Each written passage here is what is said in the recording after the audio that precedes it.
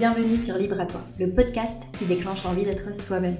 Je suis Flo, entrepreneuse depuis 2021, passionnée d'organisation et de connaissance de soi. J'ai créé ce podcast pour en parler, mais pas seulement. Chaque semaine, seule ou accompagnée de mes invités, je t'accompagne à créer ta propre liberté et ne plus subir tes journées.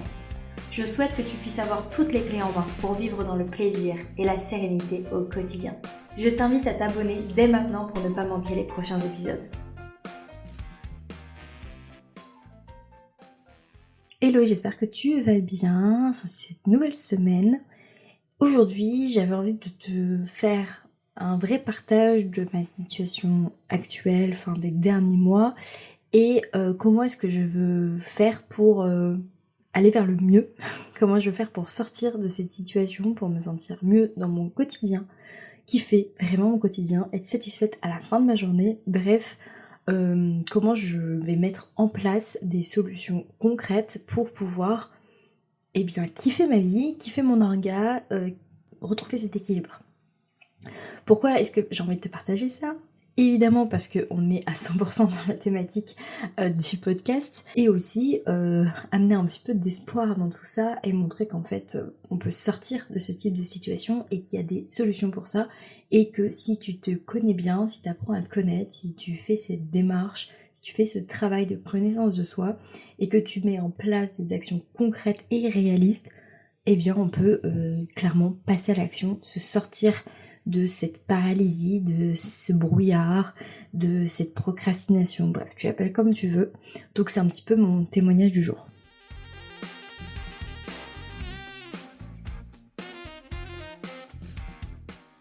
Alors, comment je vais actuellement ? Sincèrement, je me sens un peu dans le flou. Quand j'écris le script de ce podcast, c'est un peu le sentiment que j'ai. Puisque je me sens fatiguée, mais avec des vraies envies de faire des choses que j'aime. C'est-à-dire que je sors de vacances, de 3 semaines de vacances, où j'ai pu normalement me ressourcer, kiffer, et revenir en pleine forme, pleine d'envie, plein de dynamisme. Et c'est pas trop le sentiment que j'ai eu en revenant de vacances. Je me suis sentie encore vraiment dans ce brouillard mental, avec du mal à me motiver, à prendre les choses en main, à y aller, à me sentir déterminée, et avoir ce feu un peu là qui brûle en moi. J'avais pas trop ce truc là, donc un peu compliqué, et donc je me suis dit allez, il faut réagir, vraiment. Et en faisant le brouillon pour ce que je voulais te raconter et t'expliquer, et comment j'allais te l'expliquer pour éviter de partir trop dans tous les sens, même si on part toujours un peu dans tous les sens quand je fais des podcasts solo, mais du coup j'ai pas mal écrit, et ça m'a grave aidé à sortir de ce brouillard, à retrouver un peu cette flamme, cette envie, et à me motiver à réenregistrer. Donc déjà ça c'est cool. Donc pour voilà, comment je vais, déjà pour poser un petit peu cette base. Pourquoi est-ce que le titre de ce podcast c'est « Je galère un peu beaucoup ?» Parce que j'ai vraiment galéré ces derniers mois,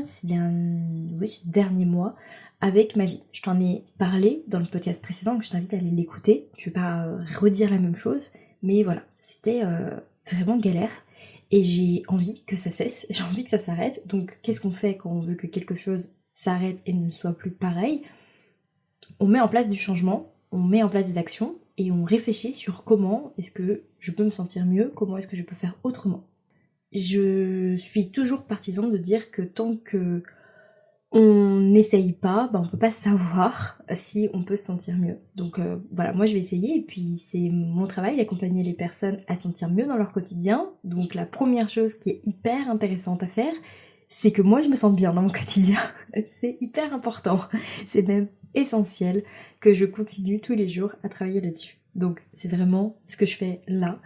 Et donc c'est vraiment pour ça aussi que je te le partage, c'est vraiment je te partage le processus de, voilà, après des mois à subir, à pas sentir très bien, à pas être hyper satisfaite, à réussir certaines choses mais à pas en réussir d'autres, ou à réussir mais dans une cacophonie, parce que c'est un peu la sensation que j'ai de l'année dernière. J'ai réussi mais dans une cacophonie, dans un chaos que je maîtrisais pas vraiment. Comment est-ce qu'on vient ramener la sérénité, la clarté, de l'efficacité, de l'efficience et surtout du plaisir et du kiff au quotidien.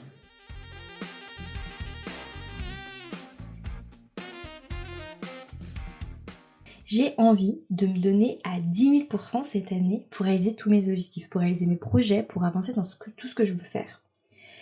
J'ai envie de sortir de ma zone de confort, j'ai envie de me brusquer un peu, vraiment de me donner un coup de pied aux fesses. Un peu comme je l'ai fait l'année dernière, mine de rien, en reprenant mes études, je me suis donné un coup de pied aux fesses et c'était hyper gratifiant d'y arriver et d'en être là, d'entamer la 2e année. Mais j'ai envie de continuer sur cette lancée. Et je n'ai plus envie d'avoir peur de la discipline. C'est un gros sujet ça, et je vais en dédier un épisode de podcast.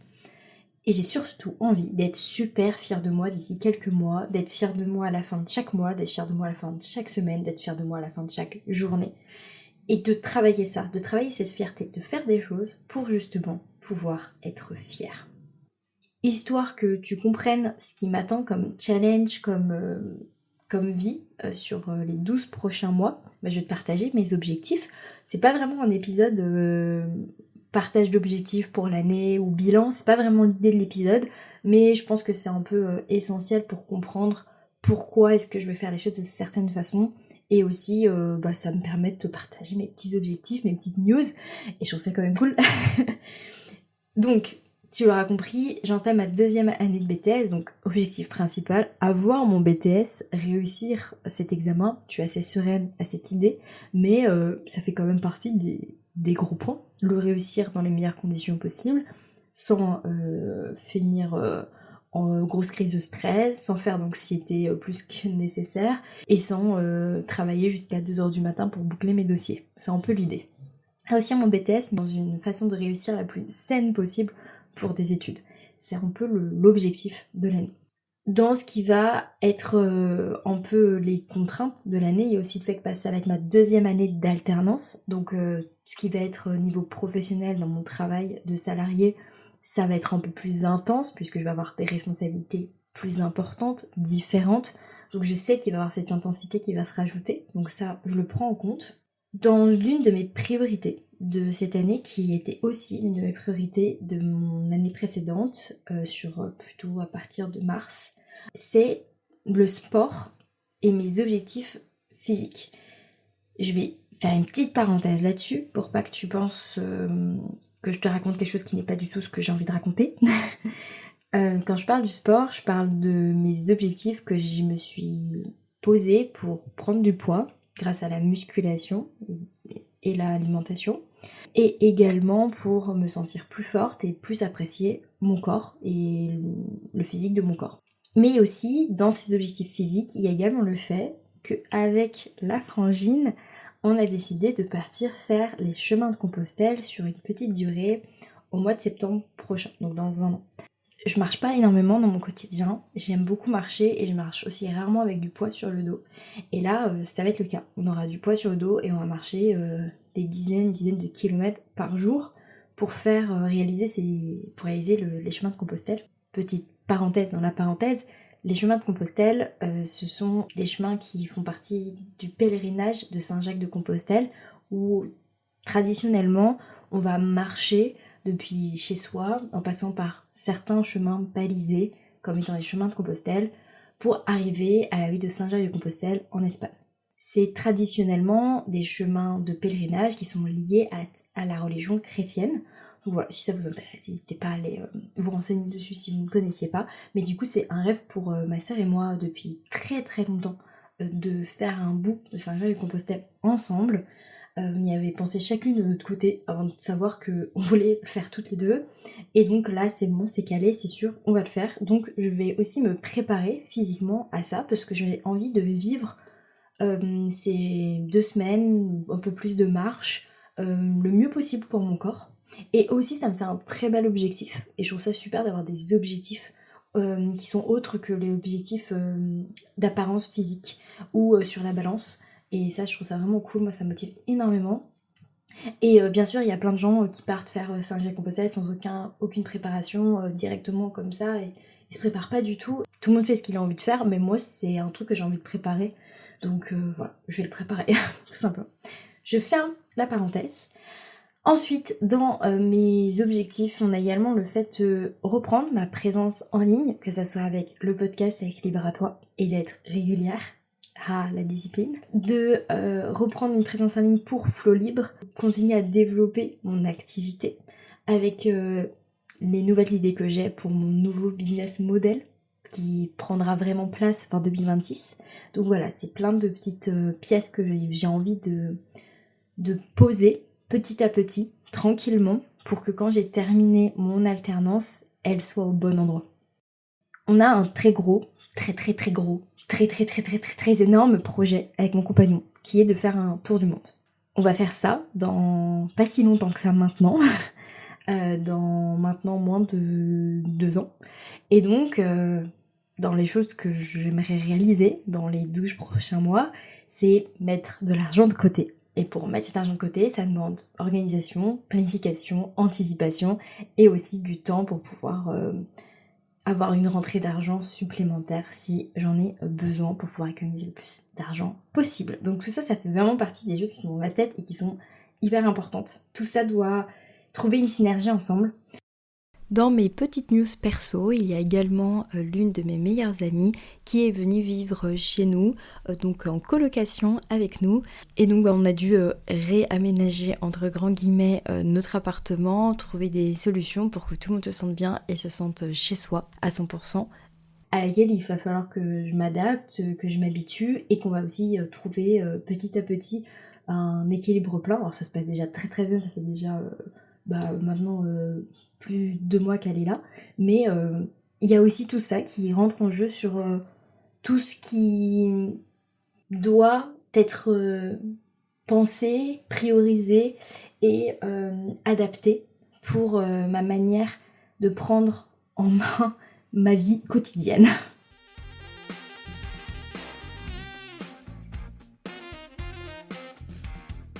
Je sais que peut-être certains d'entre vous, et c'est le cas de certaines personnes de mon entourage proche, et je comprends cette réflexion totalement, diront pourquoi est-ce que tu ne te contentes pas juste de faire ton BTS et tout le reste, tu le mets de côté, tu t'en occupes pas, parce que en fait ça fait peut-être un peu beaucoup, ça fait peut-être un peu trop, et est-ce que tu vas pas te mettre en difficulté, est-ce que tu vas pas t'en demander trop, tu nous as enseigné sur ce podcast de justement ne pas en faire trop, de te mettre en priorité.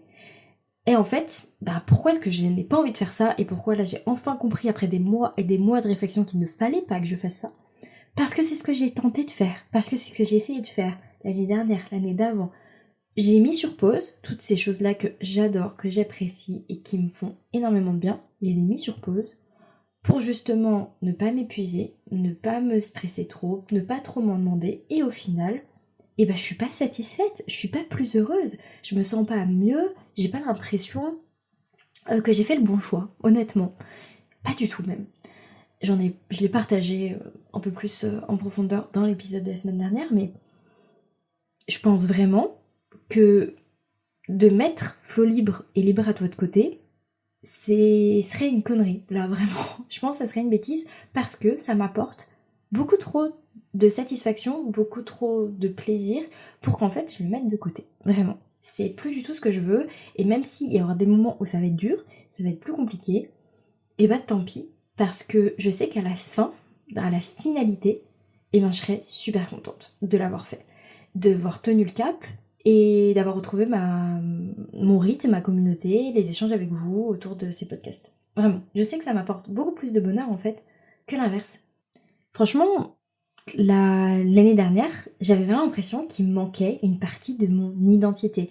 Et quand j'étais en vacances, c'est un peu ce que je me suis dit. À partir du moment où j'ai eu du temps, j'ai tout de suite eu envie de reprendre cette partie de mon identité. J'ai tout de suite eu des idées de contenu, des idées de création, des envies de partage. Et je me suis dit, si dès que t'as du temps, t'as envie de faire ça, c'est que c'est important pour toi. C'est juste que quand t'es sous l'eau, en fait, vu que t'es fatigué, que t'as beaucoup de choses dans ta tête, t'y penses pas. Et t'as l'impression que ça peut attendre. Et en fait, non, parce que si dès que je suis débarrassée, on va dire, de mes charges mentales, et que c'est le premier truc auquel je pense, c'est que c'est vraiment important et c'est que ça peut m'apporter que plus de joie que l'inverse. C'est une façon pour moi aussi d'être créative. Alors peut-être que pour certains, le podcast, c'est pas trop le truc le plus créatif du monde, mais moi, franchement, j'y mets de la créativité, que ça soit dans ce que j'aborde comme sujet, la manière dont je les aborde, et même dans mon montage en fait, j'essaye d'être un peu créative, ça se voit peut-être pas du tout, mais il y a une forme de créativité. Et ça me fait énormément de bien d'être créative. Et c'est vrai que je peux être créative dans ce qui fait mon alternance, je peux apporter de la créativité, mais c'est une créativité qui est différente, et c'est pas celle dans laquelle je me sens le plus libre. Et c'est hyper important de se sentir libre dans sa créativité, et j'ai vraiment besoin de projets créatifs pour m'épanouir, et ça je me rendais pas compte à quel point ça me manquait. Et je sais que ça me manque, parce que le bullet, tout ça, c'est des choses qui me manquent, parce que je prends pareil pas le temps pour le faire, mais je crois que j'avais remplacé le bullet par autre chose, et là en fait, cette autre chose, je l'ai pas remplacée par une autre chose créative, et, et ça c'est trop important en fait. En fait c'est plus important que ce que je pensais pour mon épanouissement. J'en ai besoin, et même si ça va faire que j'aurai moins de temps pour d'autres choses, ben c'est pas grave, ça sera ça ma priorité, enfin, ce sera pas ça, c'est un ensemble de priorités que je vais prioriser. Ça n'a aucun sens cette phrase.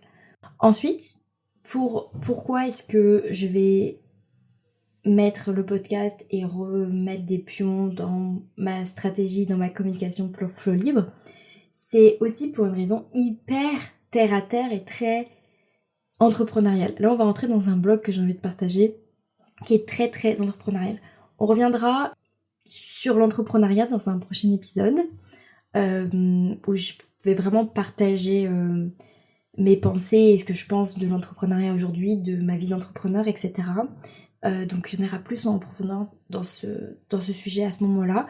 Mais là, par rapport à ce que je vais mettre en place comme plan d'action, c'est important que je te partage ça. Mon plan à moi, c'est après mon alternance, donc dès que j'ai terminé mon alternance, c'est de pouvoir avoir une grosse partie de mes revenus, la moitié ou un peu plus, qui viendrait également de mon entrepreneuriat. J'aimerais pouvoir continuer à travailler là où je travaille, l'avenir nous le dira, mais je n'ai pas envie de ne plus être entrepreneur parce que j'ai envie de faire beaucoup de choses que j'ai appris et compris que j'aimais faire dans les entreprises en tant qu'indépendante. Donc ce qui fait que je veux continuer à être coach, mais je veux également développer un autre type d'activité. Donc je te parlerai quand ça sera le bon moment. Et donc pour pouvoir développer cette activité lorsque j'ai terminé mon alternance, j'ai besoin d'avoir une image de marque solide. Et pour avoir cette image de marque solide, eh bien j'ai besoin d'avancer petit à petit et de reconstruire ma stratégie de communication et d'être de nouveau présente en tant que Flow Libre. Et ça c'est hyper important pour moi. Je vais pas du tout mettre une grosse pression pour me dire je reviens sur Instagram, je poste 2 fois par jour. Non, pas du tout. C'est pas ça l'idée. C'est juste que là, l'année dernière, c'était encore loin la fin de mon BTS. Cette année, j'ai 1 an. Dans 1 an, je suis de nouveau, entre guillemets, livrée à moi-même. Je n'ai plus cet objectif de diplôme.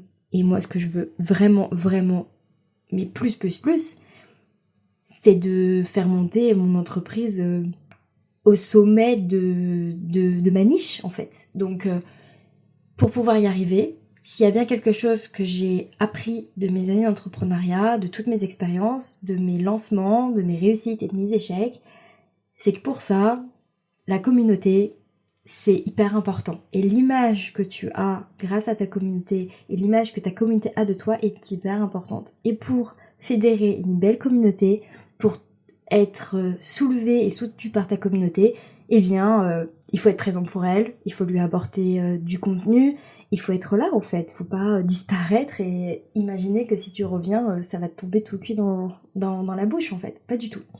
Parce que moi, tous mes anciens clients sont venus grâce au fait que j'ai produit du contenu, grâce au fait que j'étais présente et que j'ai apporté énormément de gratuité. Et c'est quelque chose de vrai. Et c'est peut-être un peu froid, dit comme ça, je ne sais pas. Mais c'est des choses dont il faut parler parce que si moi je peux donner un conseil à quelqu'un qui se lance dans l'entrepreneuriat maintenant, n'essaye pas de vendre pour l'instant.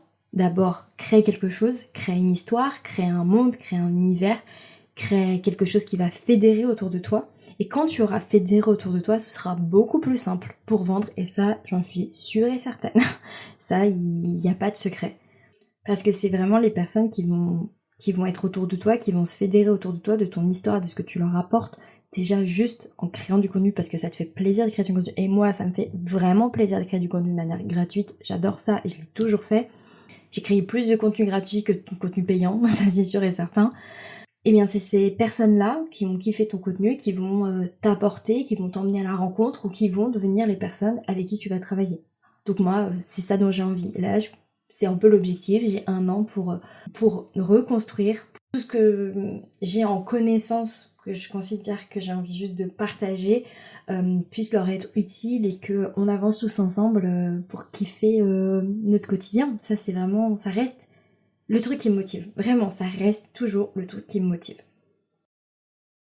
Étant donné que j'ai plutôt très bien démarré avec ma première année de BTS, et déjà validé plein de choses côté réussite de mon BTS, je suis assez sereine sur ma capacité à réussir cet examen sans avoir à m'investir encore plus.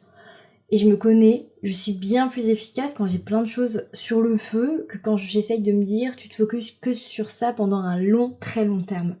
J'ai besoin d'avoir plusieurs directions vers lesquelles me tourner pour vraiment m'épanouir dans mon quotidien. Et ça, je le sais, mais des fois c'est tellement dur à mettre en place, tellement dur pour lancer ça que je n'y arrive pas.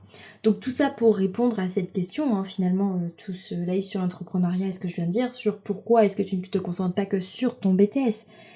C'est vraiment pour toutes ces raisons. Parce que déjà je veux préparer mon avenir entrepreneurial, parce que ça me manque, parce que je pense sincèrement que je serai finalement plus épanouie et donc plus efficace et donc plus dans le kiff et moins dans la frustration, dans l'impression de subir ma situation que si je me concentre que sur le BTS. Je serais beaucoup mieux avec plusieurs projets en tête, plusieurs envies et plusieurs actions à mener. Puis je me connais. Tout simplement, je me connais. C'est ce que je vous dis tout le temps dans les podcasts, le plus important, c'est de se connaître. Et quand on se connaît, eh bien on prend les meilleures décisions pour soi. Et souvent, les mauvaises décisions que j'ai prises, c'est quand je les prenais avec une idée de ce que je pensais être bon pour moi, sans vraiment regarder ce que j'étais, et en ayant un peu la flemme de ce que j'étais, clairement. En me disant, ah non, ça serait plus simple si j'étais plutôt comme ça, donc on va plus prendre une décision qui correspond à cette idée-là que j'aimerais avoir de moi. Mais c'est pas le cas. Je ne suis pas comme ça. Donc vu que je me connais, je sais que j'alterne des grosses périodes d'énergie, des grosses périodes d'énergie, et des grosses périodes de mou. Des périodes vraiment où c'est crevant. Et en fait, moi, je monte, je descends, je monte, je descends, je monte, je descends.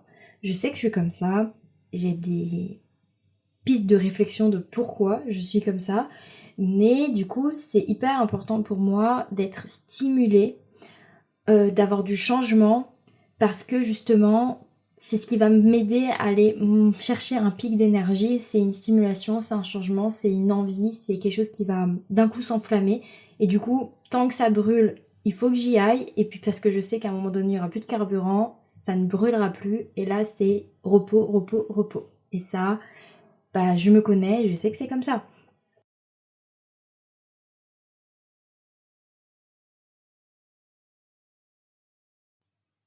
Et donc par rapport à tout ce que je viens de te dire, j'ai envie de mettre en place un plan d'action qui me correspond à 100%, que j'ai commencé à mettre en place sur mon petit Notion, que j'ai réfléchi, mais vraiment en enregistrant cet épisode, ça me permet d'encore plus tout mettre au clair, de bien tout balayer et de retrouver une clarté mentale. Et vraiment, plus je parle, plus j'enregistre, ce que j'ai déjà enregistré un épisode avant, plus je retrouve cette clarté mentale. Donc merci à vous d'être ma petite thérapie.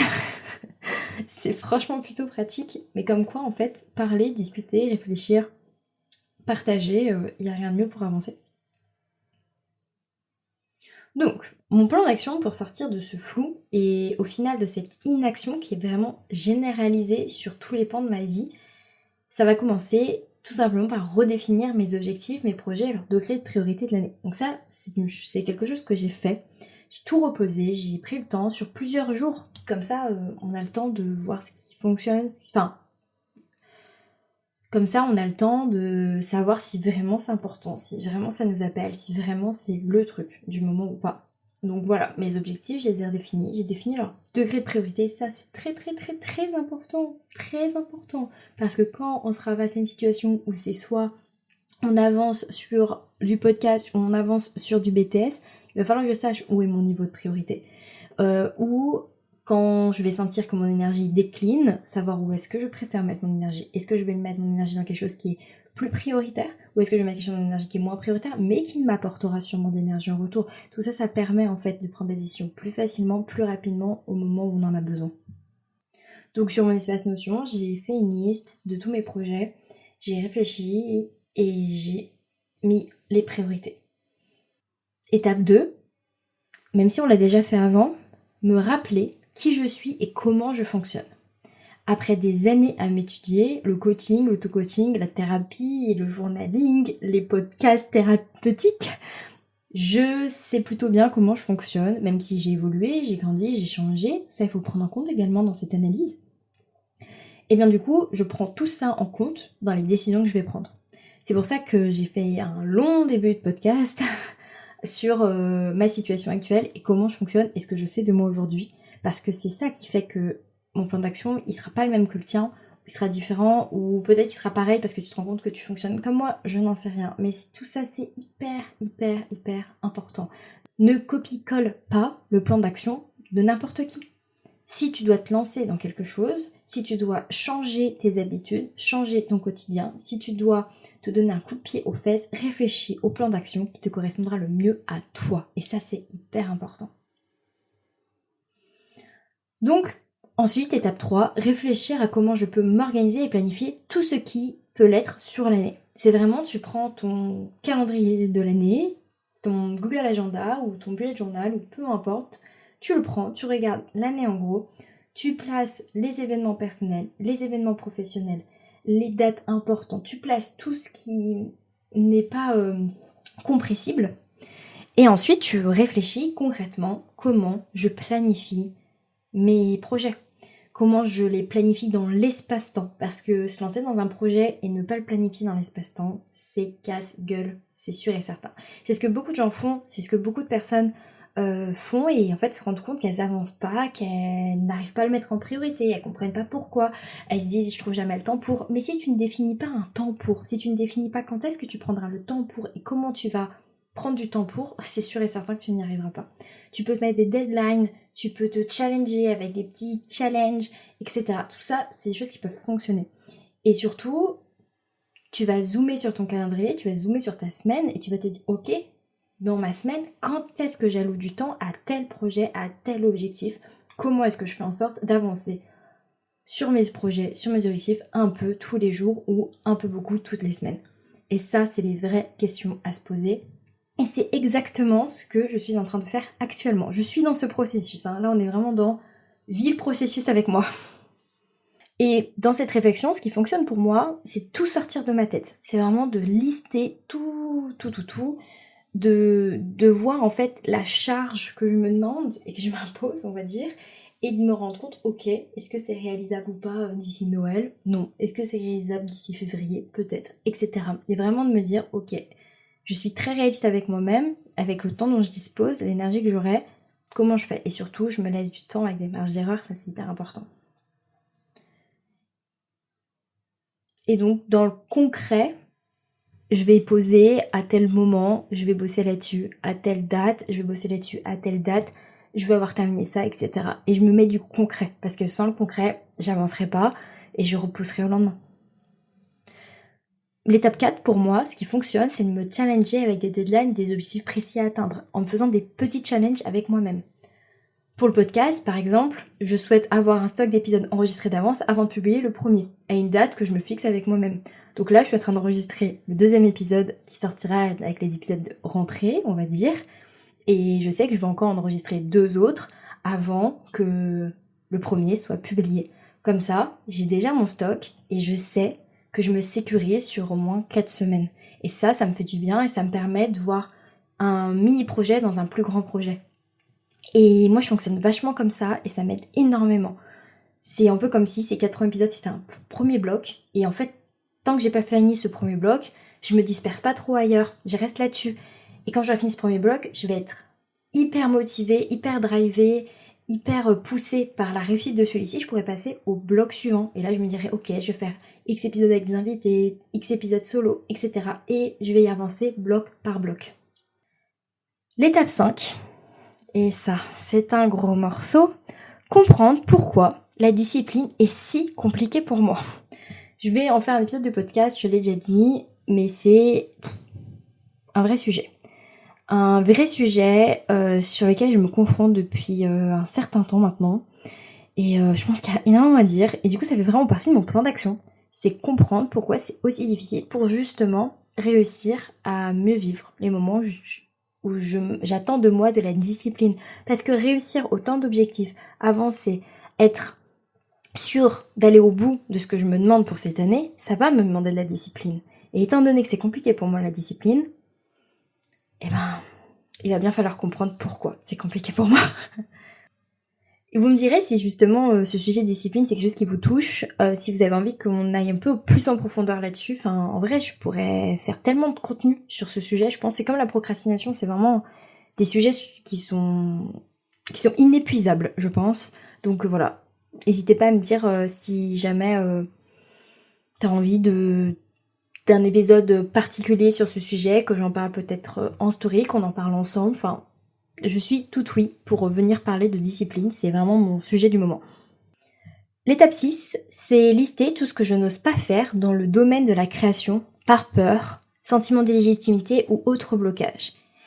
C'est ce que je t'expliquais dans l'épisode précédent, si tu l'as pas écouté, mais j'ai été vraiment limitée dans ma création à cause de peur, de blocage, de raisons vraiment nulles. Et là, je me dis, ok, je veux faire une liste, je l'ai pas encore faite, mais je m'engage ici à la faire. Je vais faire une liste où je veux vraiment lister tout ce que j'aimerais réaliser comme contenu. Et croyez-moi, j'ai plein d'envies, j'ai plein d'idées, je foisonne, mais la plupart, je n'ose pas. Donc là, je fais cette liste et c'est mon challenge de l'année. Pour sortir de ma zone de confort, j'essaye de réaliser cette liste. Je me donne 12 mois et peut-être un contenu qui me fait peur par mois, c'est peut-être hyper réalisable. Je sais pas ce que vous en pensez, mais moi je me dis que c'est peut-être pas mal. Tout ce que je donne là comme chose que je vais mettre en place dans mon plan d'action, c'est typiquement le genre de devoir que je donne à mes coachés à la fin d'une séance de coaching. C'est fais une liste de ce qui te fait peur et vas-y, fais-en une. C'est typiquement ce que je demande à mes coachés, vraiment. Et je sais que ça marche. Et je sais pour avoir testé que ça fonctionne. Donc c'est à mon tour de me prêter à cet exercice de nouveau. Et la dernière étape, du coup ça me fait 7 étapes. Je passe à l'action, pour de vrai. Et j'avance jour après jour en étant satisfaite de moi. C'est vraiment le plus important, c'est de passer à l'action. C'est d'y aller. Et là actuellement je suis en train de passer à l'action en t'enregistrant cet épisode. Ensuite je continuerai à passer à l'action en continuant à planifier, programmer. Mais le vrai passage à l'action, c'est quand je serai dans le concret, dans la réalisation des tâches, et que j'avancerai et que je serai contente de moi à la fin de la journée parce que j'ai avancé. Et je pense que ça, c'est le mieux. C'est le plus important de ce qu'il faut retenir, je pense, de mes 7 étapes, c'est passe réellement à l'action concrètement. N'attends pas demain, n'attends pas le meilleur moment, n'attends pas un lundi, forcément, n'attends pas un début de mois, passe à l'action pour te sortir, si c'est ton cas, de cette inaction, de cette paralysie ou de ce flou. Passe à l'action. Fais quelque chose que tu as envie de faire et que tu n'arrivais pas à faire jusque-là.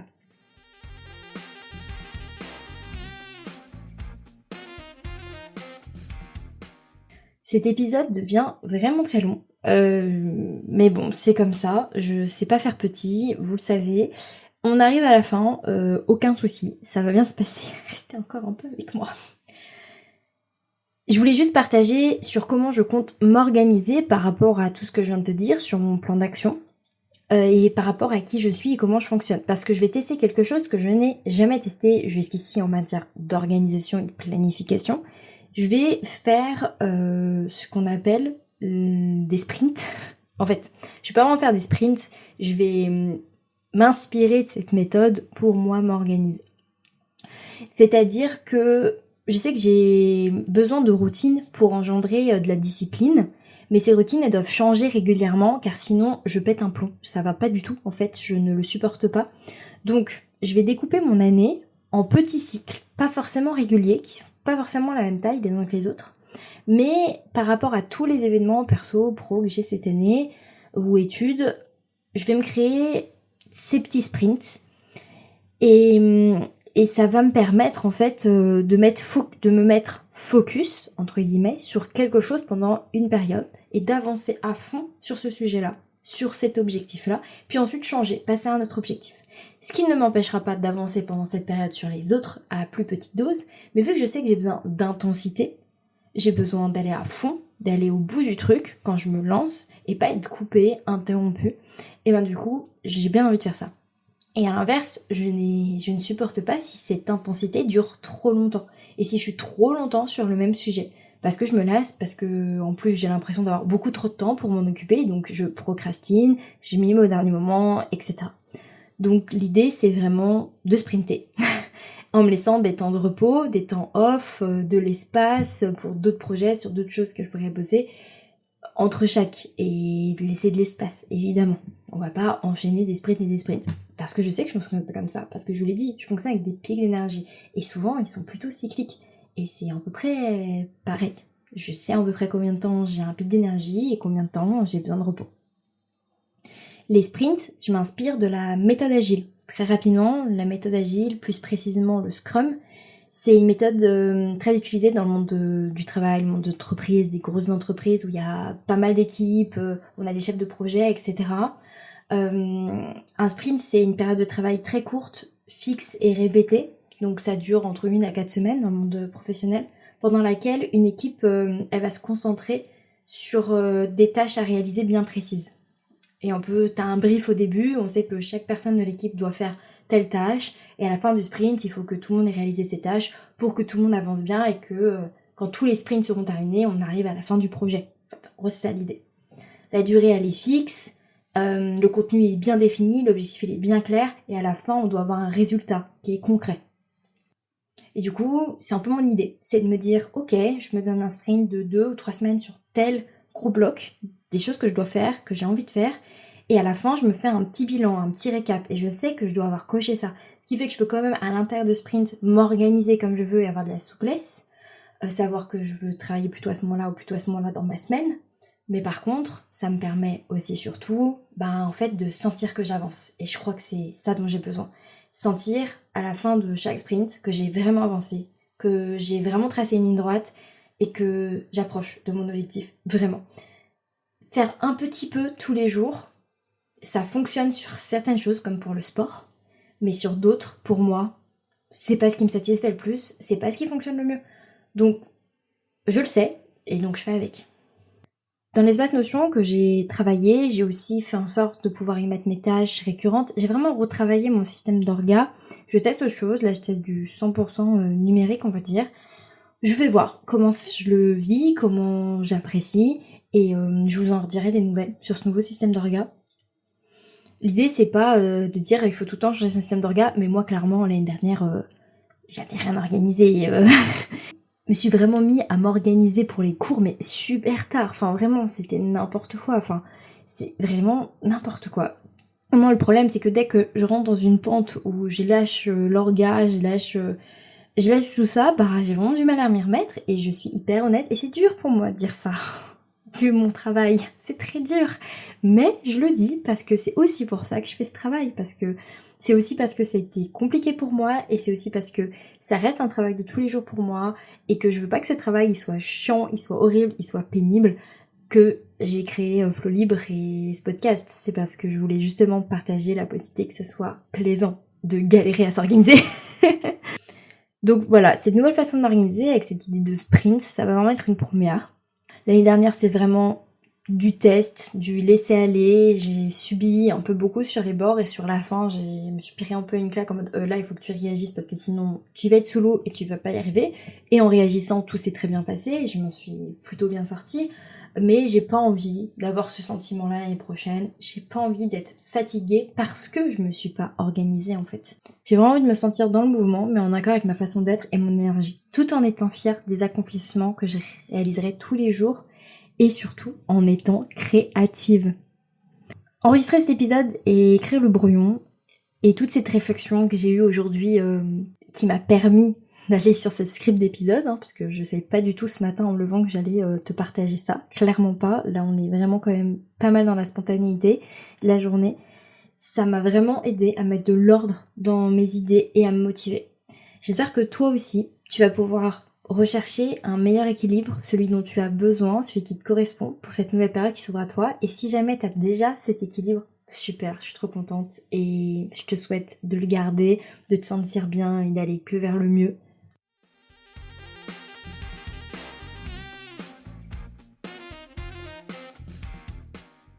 Juste pour rappel, si tu as des objectifs, des projets qui tiennent vraiment à cœur, que tu aimerais réaliser, prends toujours le temps de regarder le temps et l'énergie que tu penses pouvoir allouer à celui-ci de manière réaliste, sur le long terme.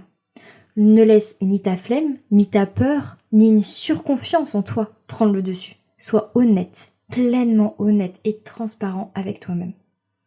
Ensuite, découpe cet objectif en plusieurs sous-étapes et fais la liste de tout ce que tu dois réaliser, mettre en place, réserver, etc. Dédie un espace pour voir l'avancée de ce fameux projet dans tes outils que tu utilises déjà. Remets en question la priorité de cet objectif tout le long de ta progression. Et surtout, fais-toi plaisir sur le chemin. Car le but final, ça n'est pas forcément ce dont tu te souviendras le plus, mais tout ce que tu as accompli tout le long de ton effort. Alors rends ça fun, cool et plaisant le plus possible pour toi. Je te remercie d'avoir écouté cet épisode de podcast et je te dis à la semaine prochaine.